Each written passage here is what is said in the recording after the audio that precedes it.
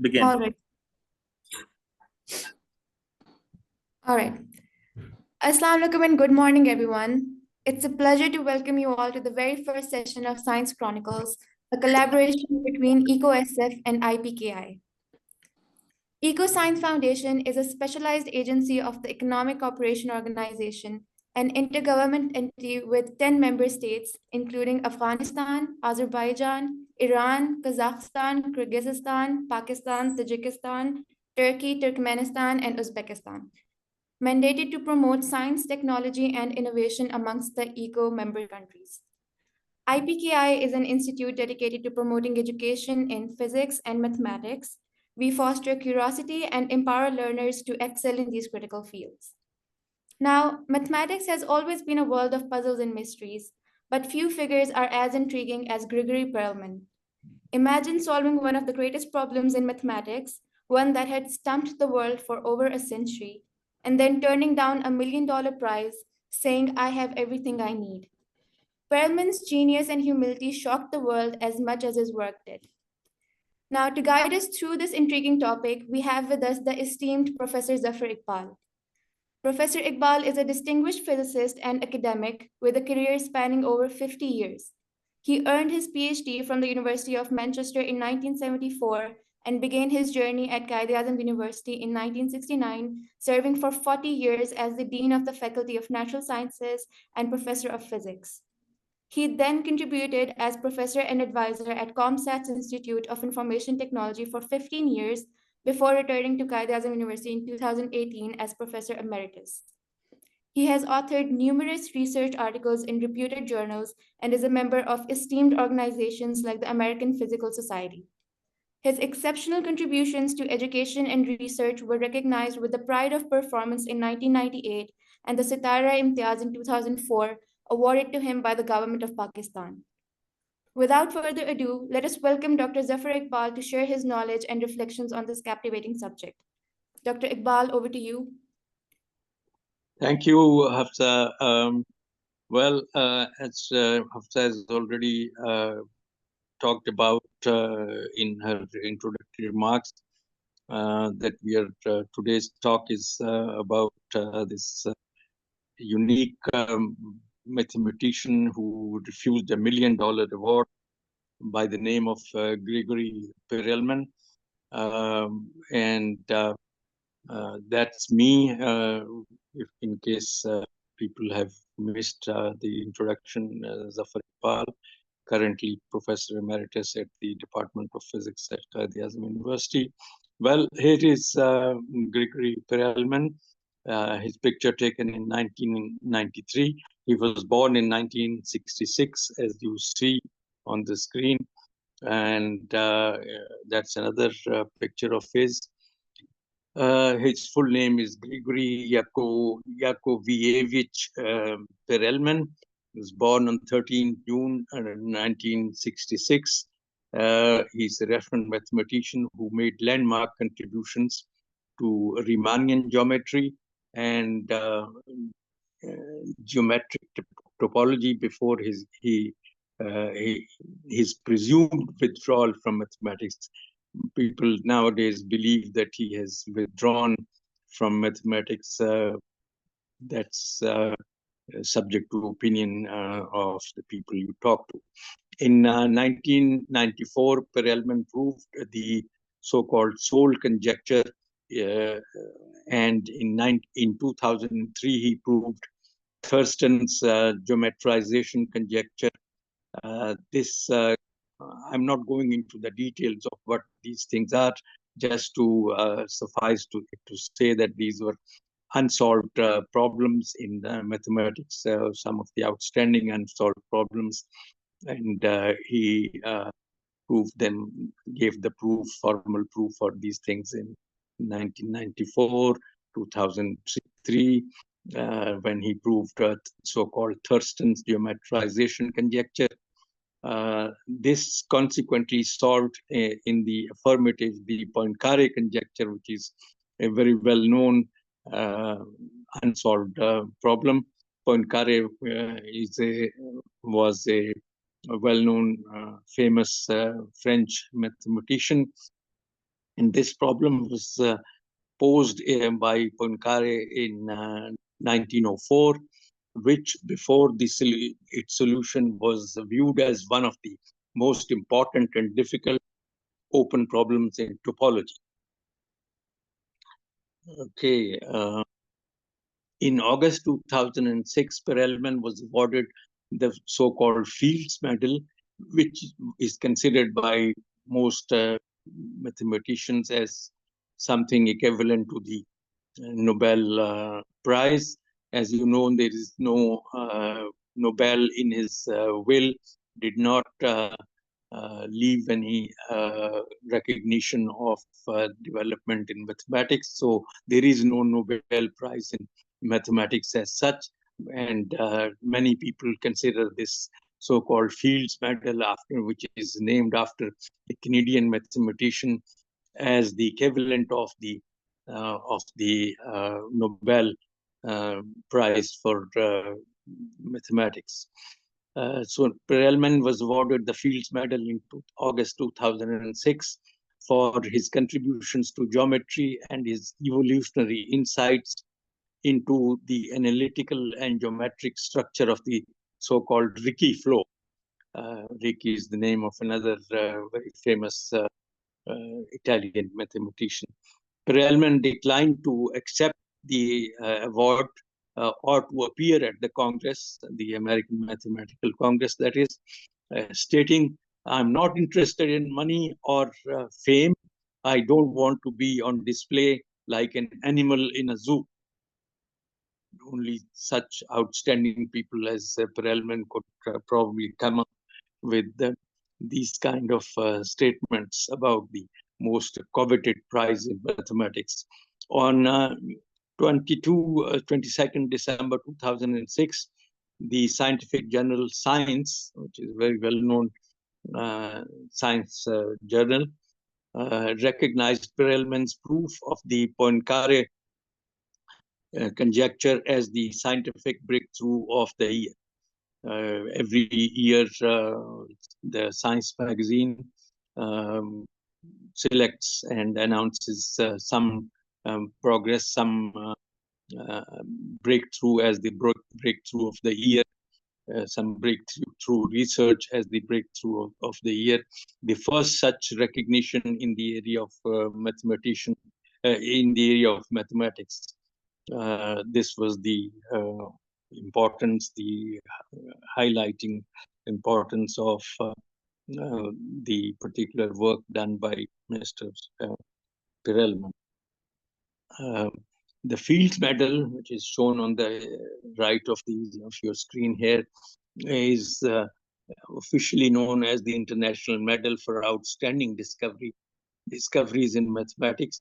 It's a prize awarded to the 3 or 4 mathematicians of over 40 years of age at each International Congress of the International Mathematics Union, a meeting that takes place every 4 years. The Fields Medal is often viewed as the greatest honor a mathematician can receive. The Fields Medal and the so-called Arbel Prize, which is named after another famous mathematician, have often been described as the mathematician's Nobel Prize. And the prize comes with a monetary award, which since 2006 is 15,000 US dollars, 15,000 Canadian dollars.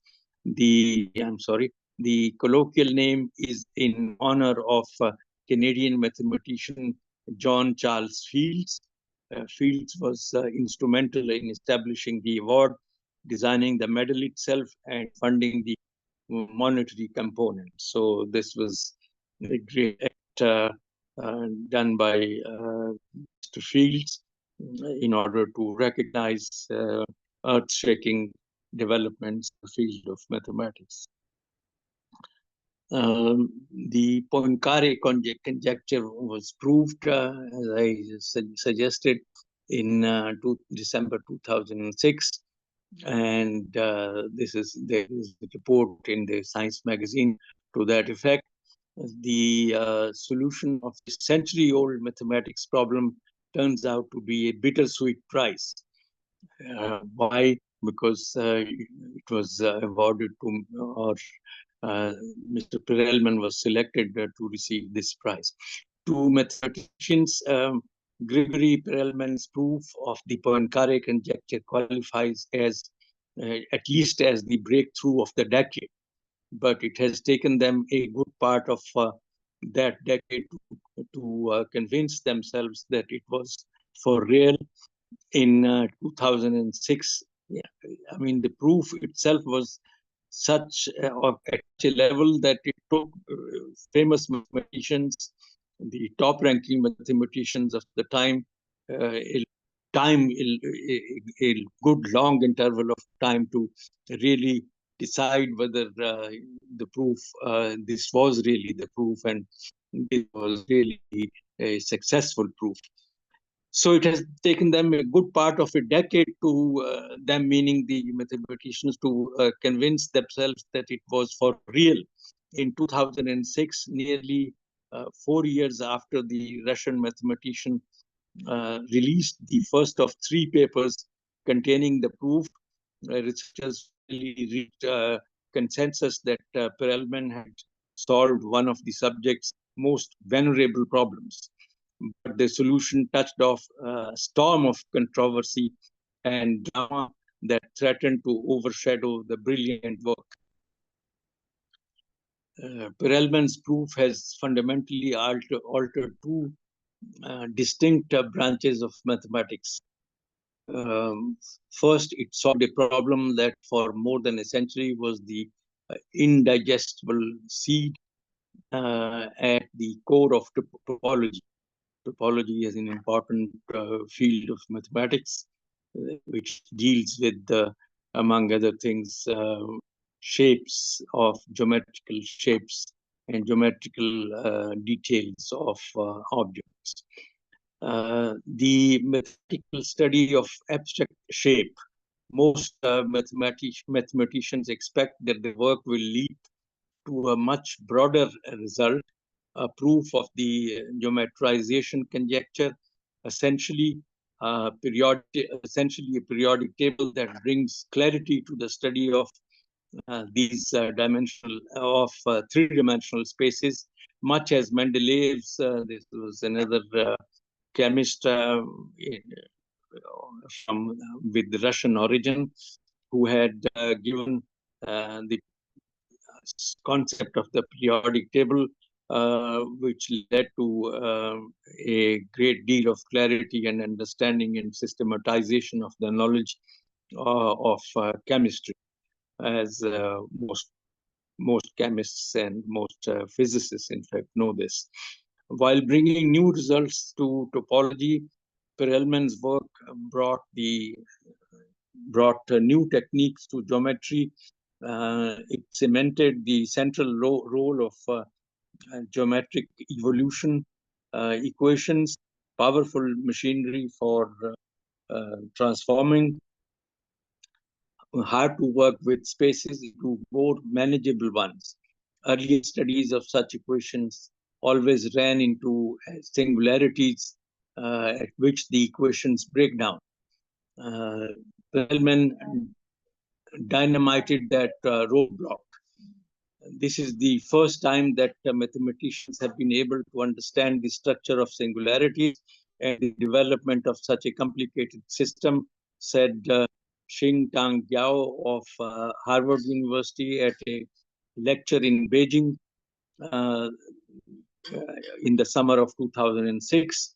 The methods developed should shed light on many natural systems, such as the Navier-Stokes equation, the famous equation in fluid mechanics of fluid dynamics, and the Einstein equation for general relativity. So you see, this work by Perelman was of such import that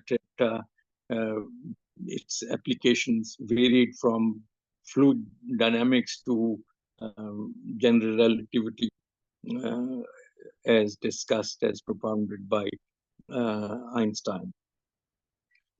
On March 18th of March 2010, it was announced that he had met the criteria to receive the first Clay Millennium Prize. This is another very coveted prize in mathematics for resolution of the Poincare conjecture.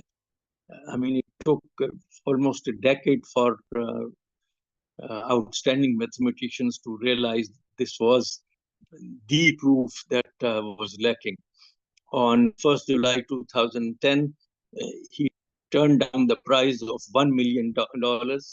Clay Millennium Prize is $1 million, saying that he considers his contribution to proving the Poincare conjecture to be no greater than that of Richard Hamilton, a professor at University of Columbia, who introduced the theory of Ricci flow with the aim of attacking the geometrization conjecture. So you see, look at the humility of this gentleman Perelman, that he thought he had not done very earth-shaking work, and instead, or in addition, at least to him, somebody else with the name of Richard Hamilton, another famous mathematician, he should have been recognized.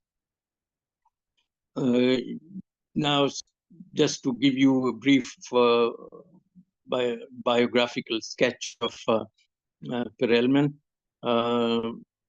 He was born in Leningrad, which is now St. Petersburg,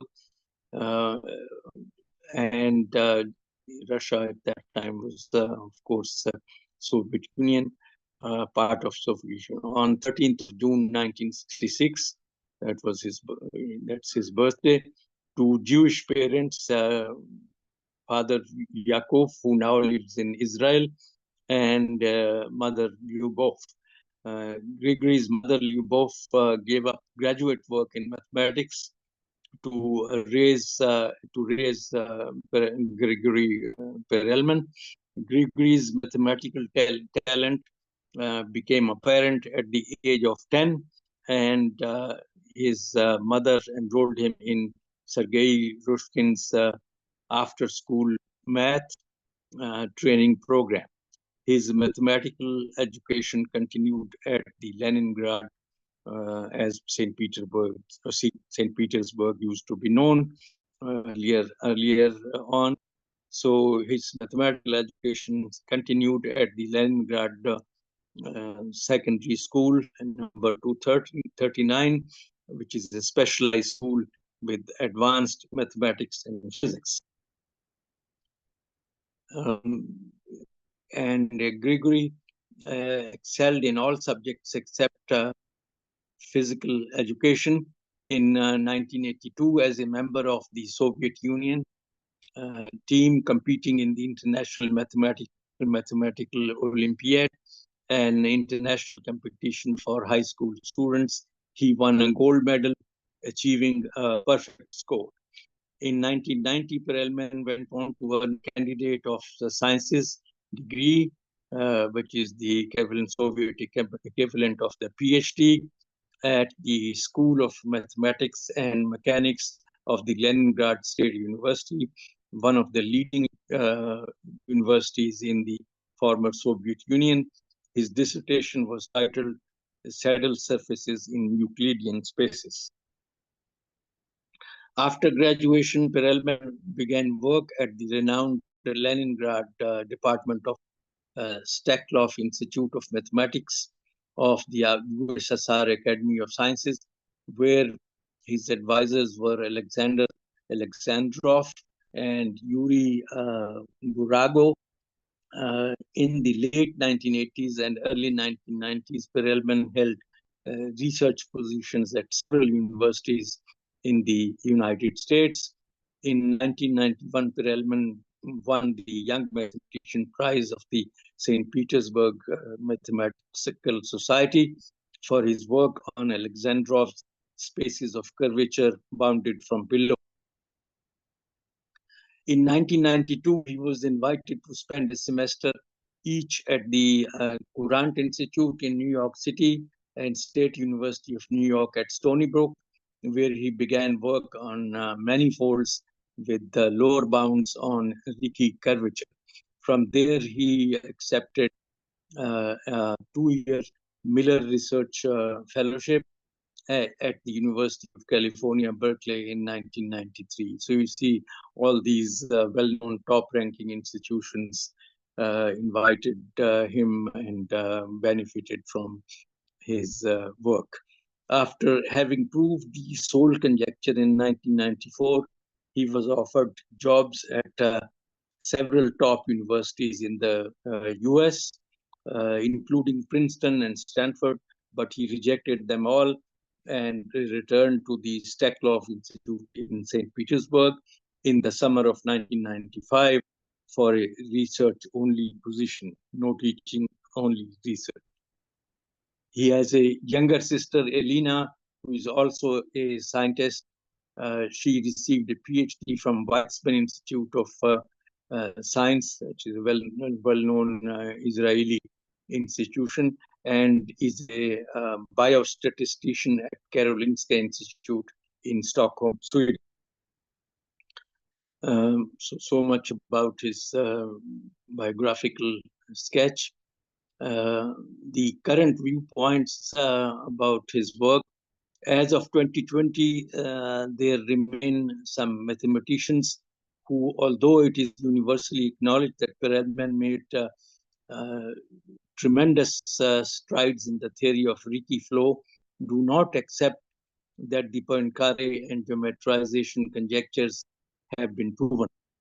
For these observers, there are still skeptics at the periphery. For these observers, the troublesome parts of the proof are in the second half of Perelman's second preprint.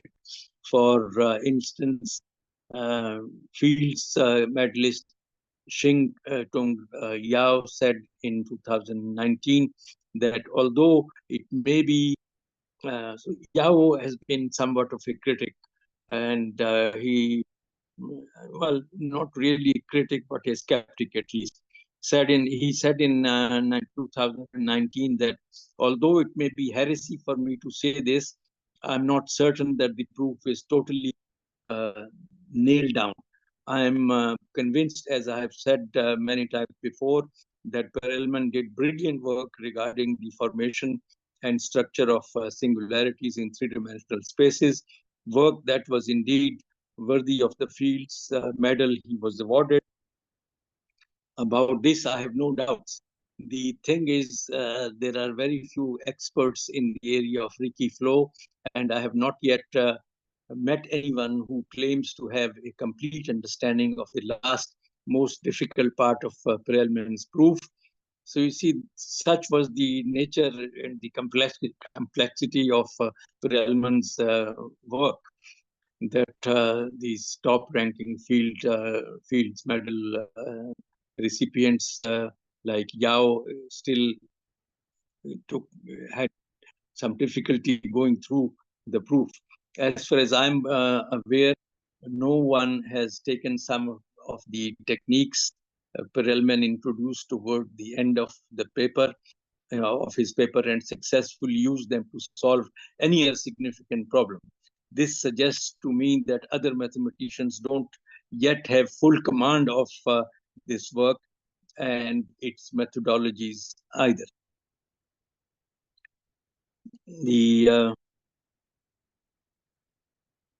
By contrast, when the Millennium Prize was awarded to Perelman for the resolution of the Poincare conjecture in 2010, Fields medalist Simon Donaldson, in one of the laudations for the prize, said, from the time when Perelman's preprints concerning the Poincare and geometrization conjectures appeared, mathematicians around the world have been united in expressing their appreciation, awe, and wonder at the extraordinary achievement.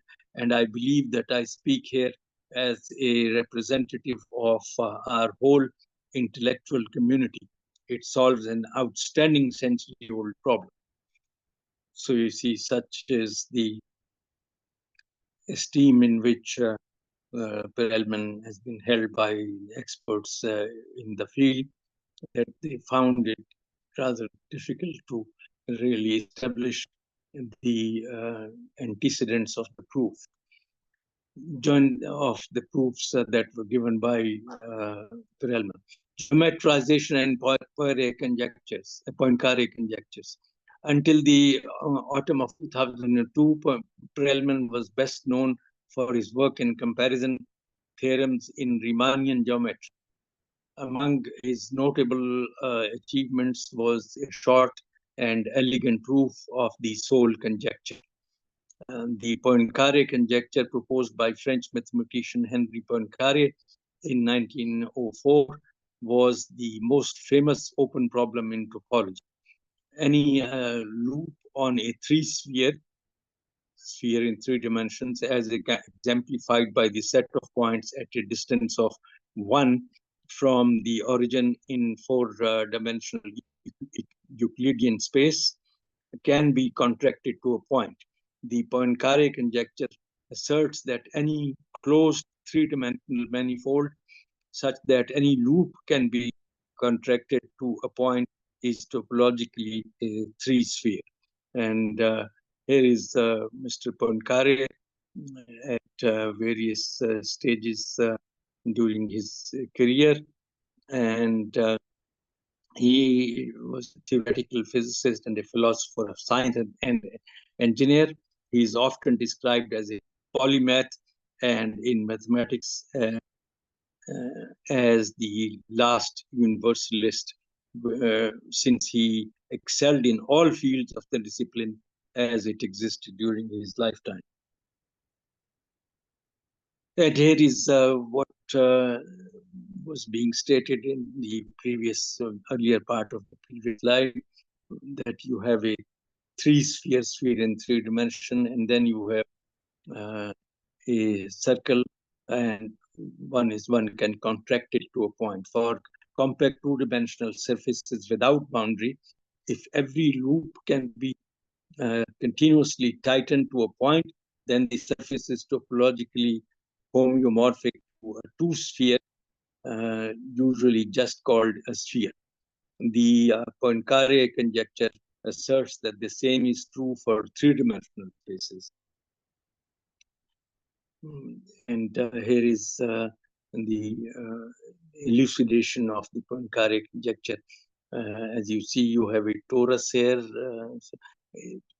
Topology deals with the shapes, and by contrast, neither of the 2 colored loops on this torus can be continuously tightened to a point. A torus is not homeomorphic to a sphere.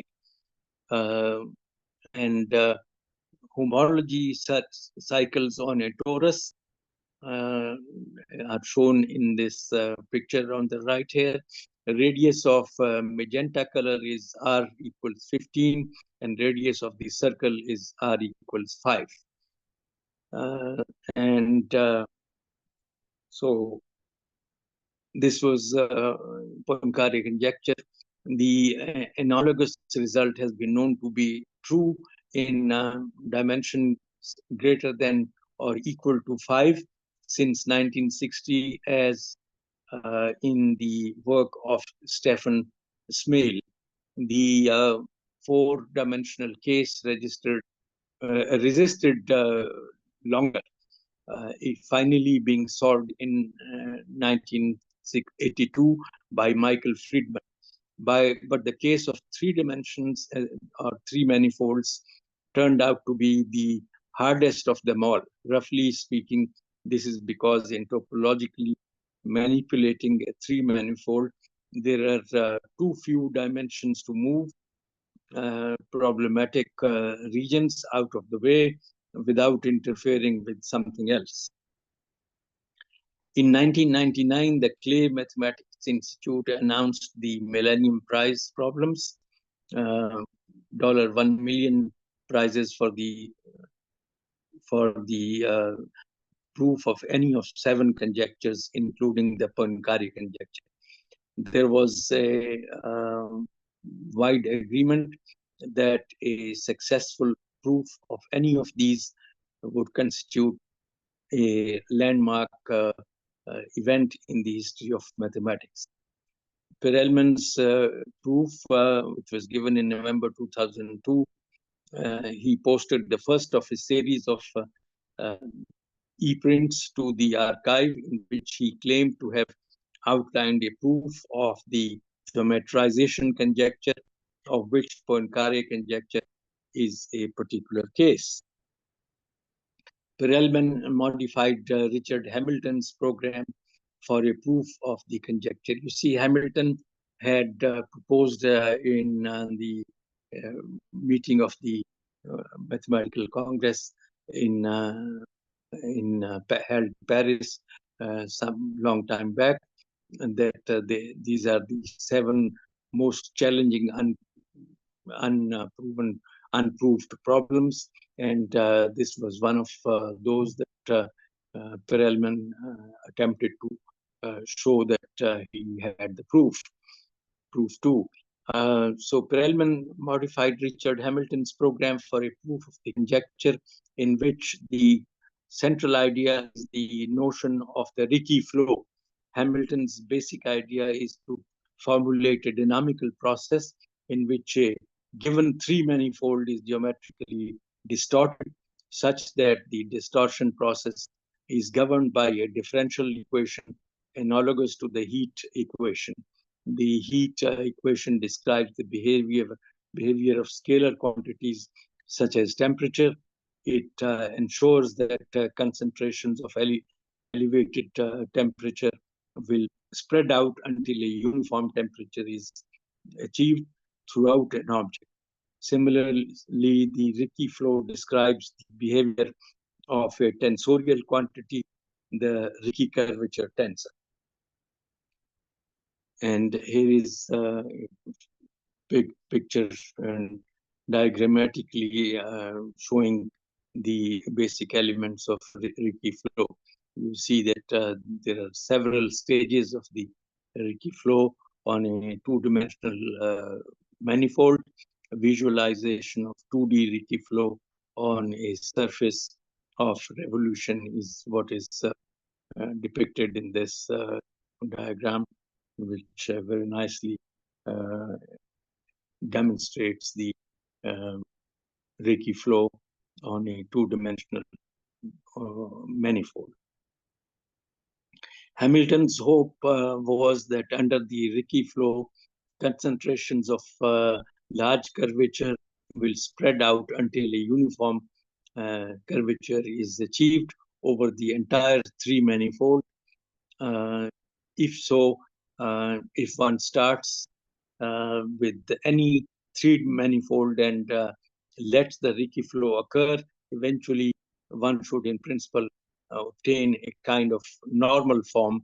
According to William Thurston, the normal form must take one of a small number of possibilities, each having a different kind of geometry called Thurston model geometries. This is similar to formulating a dynamical process that gradually perturbs a given square matrix, and that is guaranteed to result after a finite time in its rational canonical form.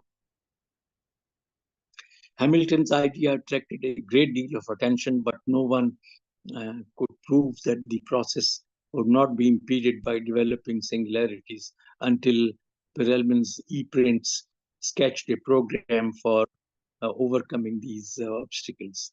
According to Perelman, a modification of the standard Ricci flow called Ricci flow with surgery can systematically excise singular regions as they develop in a controlled way. It was known that singularities, including those that roughly speaking occur after the flow has continued for an infinite amount of time, must occur in many cases. However, any singularity that develops in a finite time is essentially a pinching along certain spheres corresponding to the prime decomposition of the three manifold. Furthermore, any infinite time singularities result from certain collapsing pieces of the JSJ decomposition. Perelman's work proves the claim and thus proved the geometrization conjecture. This was verified since 2003. Perelman's program has attracted increasing attention from the mathematical community. In April 2003, he accepted an invitation to visit the MIT, Massachusetts Institute of Technology, Princeton University, State University of New York at Stony Brook, as mentioned already, Columbia University and New York University, where he gave a series of talks on his work. So it's clear that he was being celebrated by being accepted as a celebrated mathematician already after 2003. Three independent groups of scholars have verified that Perelman's papers contain all the essentials for a complete proof of the geometrization conjecture. On 25th May 2006, Bruce Kleiner and John Lott, both of the University of Michigan, posted a paper on arXiv that fills in the details of Perelman's proof of the geometrization conjecture. John Lott said in the International Congress of Mathematics in 2006, it has taken us some time to examine Perelman's work. This is partly due to the originality of Perelman's work and partly to the technical sophistication of his arguments. All indications are that his arguments are correct. So you see, as mentioned already, the challenge, it turned out to be a challenge even to reproduce Perelman's work and to accept that as the final proof. In June 2006, the Asian Journal of Mathematics published a paper by this Chinese gentleman, Zhu Ziping of Sun Yat-sen University in China, and Hui Dong Kao of Lehigh University in Pennsylvania, giving a complete description of Perelman's proof of the Poincare and the geometrization conjectures. The June 2006 paper claimed the proof should be considered as the crowning achievement of the Hamilton-Perelman theory of Ricci flow. Asked about the paper, Perelman said the pair had not contributed anything original, and had simply reworked his proof because they did not quite understand the argument. In November 2006, Kao and Zhu published an erratum disclosing that they had failed to cite properly the previous work of Kleiner and Lott, published in 2003.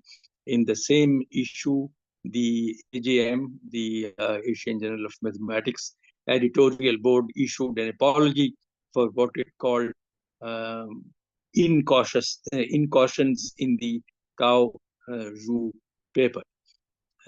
On December 3, 2006, Kao and Zhu retracted the original version of their paper, which was called a complete proof of the Poincare geometrization conjectures, application of the Hamilton-Perelman theory of the Ricci flow, and posted a revised version renamed more modestly Hamilton-Perelman's proof of the Poincare conjecture and the geometrization conjecture.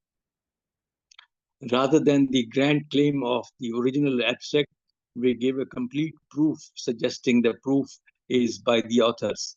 The revised abstract states, we give a detailed exposition of a complete proof. The authors also removed the phrase crowning achievement from the abstract. In July 2006, John Morgan of Columbia University and Gang Tian of the Massachusetts Institute of Technology posted a paper on the archive titled Leaky Flow and the Poincaré Conjecture. In this paper, they provide a detailed version of Perelman's proof of the Poincaré conjecture. On 24th August 2006, Morgan delivered a lecture at the International Congress of Mathematics in Madrid on the Poincaré conjecture.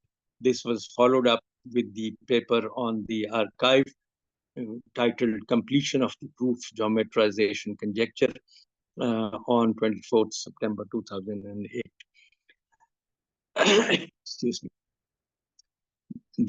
In May 2006, a committee of 9 mathematicians voted to award Perelman a Fields Medal for his work on the Poincaré conjecture. However, Perelman declined to accept the prize. Sir John Ball, president of the International Mathematical Union, approached Perelman in St. Petersburg in June 2006 to persuade him to accept the prize. After 10 hours of persuasion over 2 days, Paul gave up. He could not persuade Mr. Perelman to accept the prize. Two weeks later, Perelman summed up the conversation as follows. He proposed to me, he meaning Sir John Ball, he proposed to me 3 alternatives: accept the prize and come to receive it, accept and don't come, and we will send you the medal later. Third, I don't accept the prize.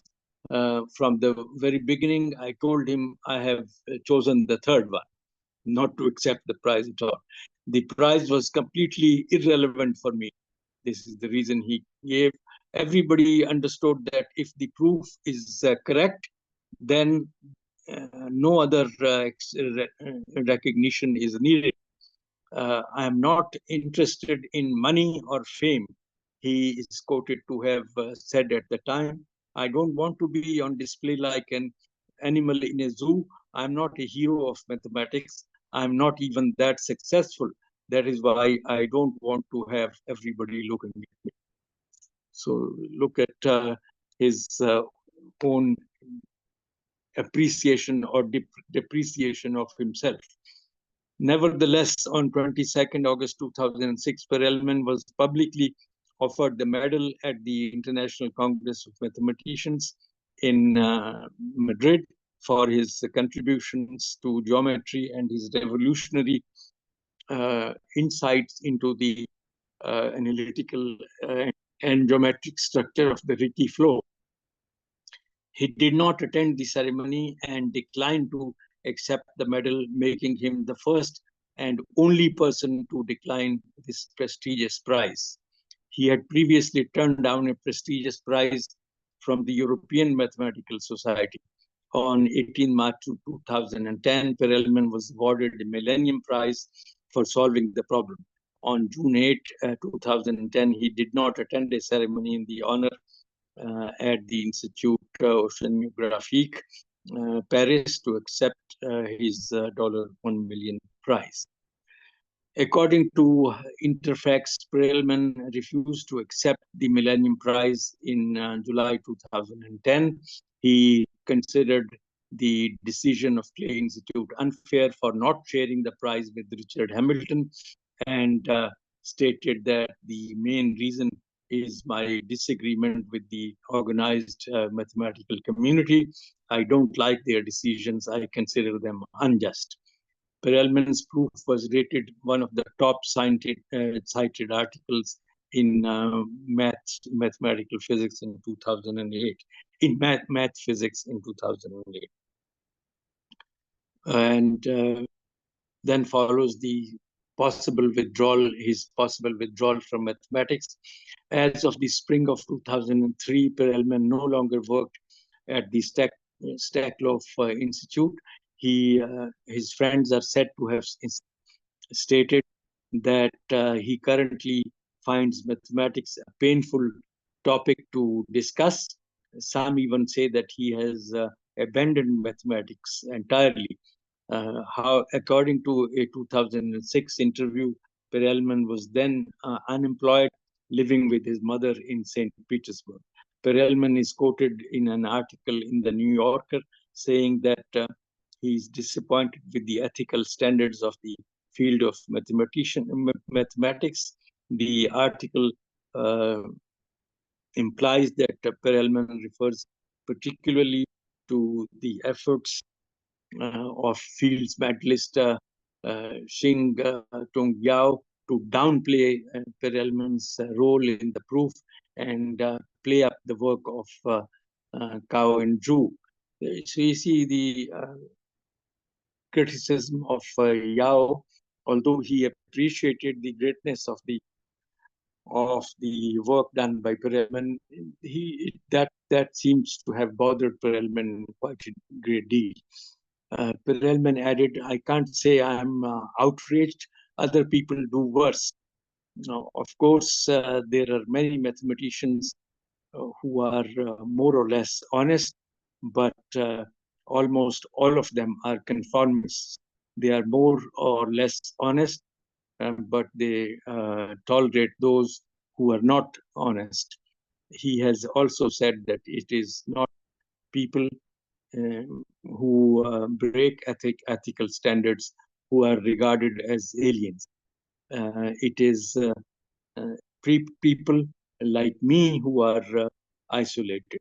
This combined, you see, these are obviously implications about the human nature, which you can see reflected in all kinds of areas and fields of human activity.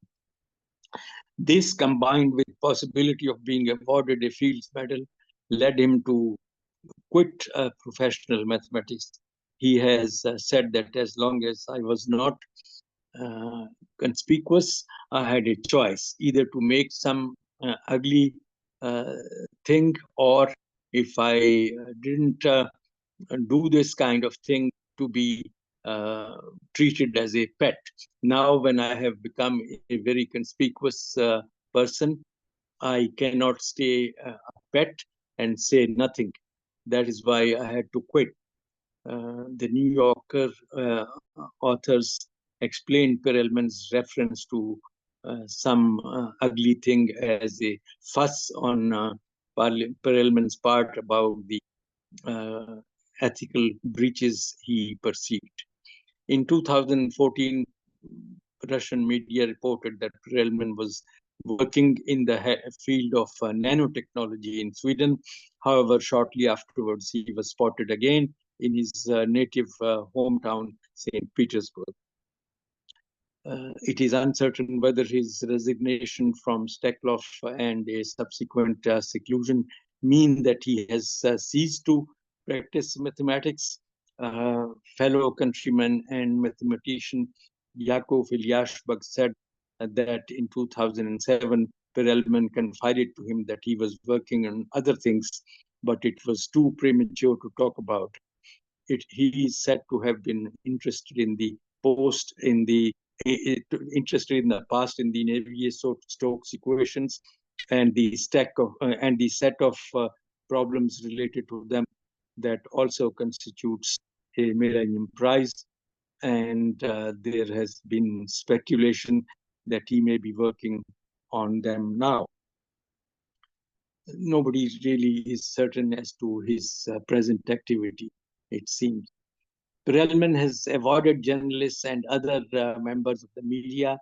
Masha Gessen, the author of Perfect Rigor, Genius, and the Mathematical Breakthrough of the Century, a book about him, was unable to meet him. A Russian documentary about Perelman, in which his work is discussed by several leading mathematicians, including Mikhail Gromov, was released in 2011 under the title given in Russian script over there, A Man following a different path, a lesson from Perelman. In April 2011, Alexander Zabrowski, producer of President Film Studio, claimed to have held an interview with Perelman and agreed to shoot a film about him under the tentative title The Formula of the Universe. Zabrowski says that in the interview, Perelman explained why he rejected the $1 million prize. A number of journalists believe that Zabrowski's interview is most likely a fake, pointing to contradictions in statements supposedly made by Perelman. The writer Brett Forrest briefly interacted with Perelman in 2012. Perelman refuses to talk to journalists. One who managed to reach him on his mobile was told, "You are disturbing me. I'm picking mushrooms." So you see, he's quite an eccentric sort of a person in some respects. Well, that brings me to the end of my talk, and it's based entirely. I just want to point out that there's nothing here that is original from me. It's based on Wikipedia article Gregori Perelman by Brett Forrest, who is stated to have briefly interacted with Perelman in 2012. So there you are. Here is the story of a very unique and you may say strange, within quotation marks, person who has distinguished himself by his work and by not accepting the so-called prizes and medals that would do pride to any other person. I thank you. All right, thank you, Professor Zafar Iqbal, for such an insightful talk. We love to hear about Gregori Perelman's work and its profound impact on mathematics. We now invite the participants to share their questions as the floor is officially open for discussion. Yes, the participants are welcome to write their questions in the chat box or unmute themselves. So meanwhile, I would like to ask a question, like the general question, like it was a very detailed talk about the Fields Medal and how strange type of personality Gregori Perelman had. So I just want to ask you a general question that unfortunately Pakistan hasn't got a Fields Medal. Like even Iran and India, they have Fields medalists, mathematicians who have earned that. So what in your opinion is holding Pakistan and other similar countries, especially in the Muslim bloc, from winning a Fields Medal? Yeah, well, my opinion is as good or as bad as yours. But point is that India, comparing India with Pakistan, India has had a long tradition of producing individuals who excelled in the field of mathematics. Ramanujan, as you know, is one of the most unique personalities in early Indian mathematics, who worked with Hardy and worked in number theory, etc., etc. So compared to that, Pakistan, which is a relatively younger, much younger country, has had not a big tradition of nurturing mathematics and mathematicians, unfortunately, and lots of factors are responsible for this, but basically it is the lack of tradition that younger people would follow. And I think that's basically it. But one hopes that in long-term future things will change, and things will change in a positive fashion. Let's just hope so.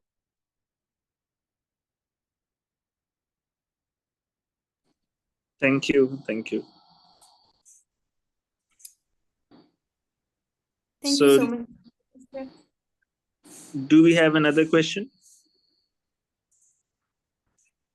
So meanwhile, while we are waiting for more questions, I have another thing that I'm curious about is that like I know that you are a physicist and you did start from particle physics and then you moved on to semiconductor physics and material sciences.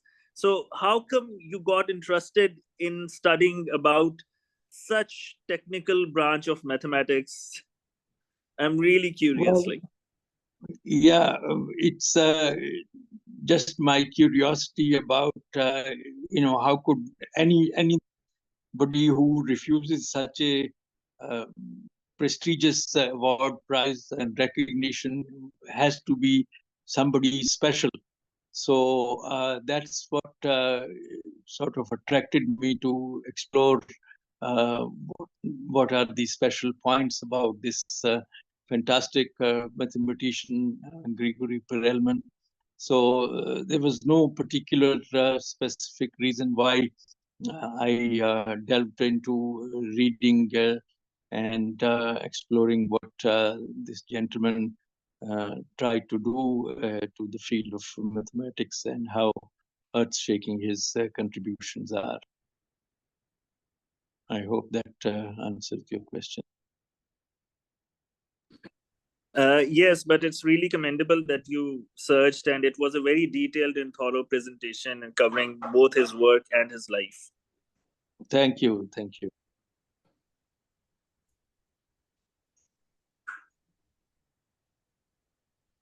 Okay, Mr. Imran Parviz Khan, can I have a question or maybe some comment? Yes, please, sir. Right. Okay, thank you, Dr. Muhammad Iqbal. My name is Sayed Kumal Taibi. I'm the president of EcoScience Foundation. And this is a, collaboration between us and with Mr. Imran Parviz Khan. You should be familiar with the late lady, Professor Maryam Mirzakhani. Who was who was one of the late just was a female prize winner in mathematics.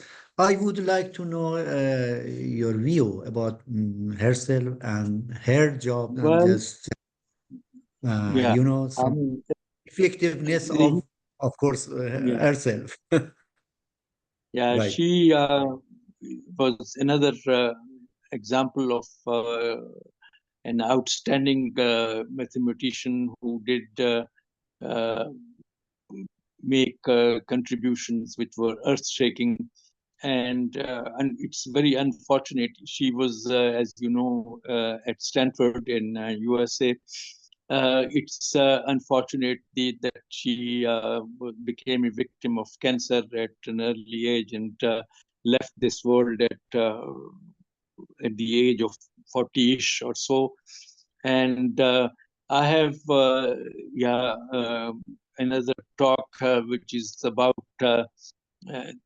lady scientists, female scientists in the world of research, and there Mirzakhani is, of course, one of the pride, takes one of the prides of places, and she was originally Persian, as you know, and was an outstanding worker and researcher in the field of mathematics, and her example is for many young ladies to follow who achieved a certain level of balance between career and family, and she, of course, doesn't fail to impress me like Perelman did.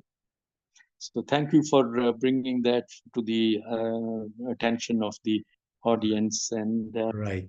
And someday maybe. that's great idea. If you have give another presentation focusing on the female scientists, mathematics actually. Inshallah, we will invite Mr. Imran Parviz Khan to coordinate with us for the another session. Okay, Yes, focusing sure. on All right. focusing on Thank you. ladies, mathematician. Right. Yeah, Thank you. thank you. Okay. Are you yourself from Iran, by the way? If you don't mind me Yes, I'm asking that from question.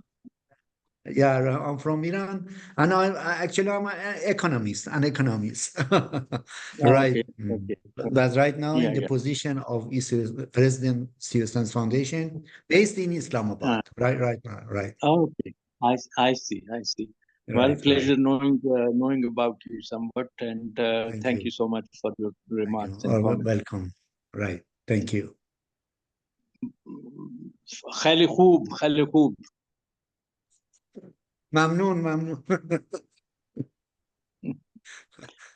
تشکر. Or maybe you can speak some Persian, Farsi, right? No, A little bit. At school, I studied Persian as an optional subject, but that was long time back. But then I have, of course, interest in Persian poetry and Right. Jalaluddin Rumi and so on and so forth. Yeah.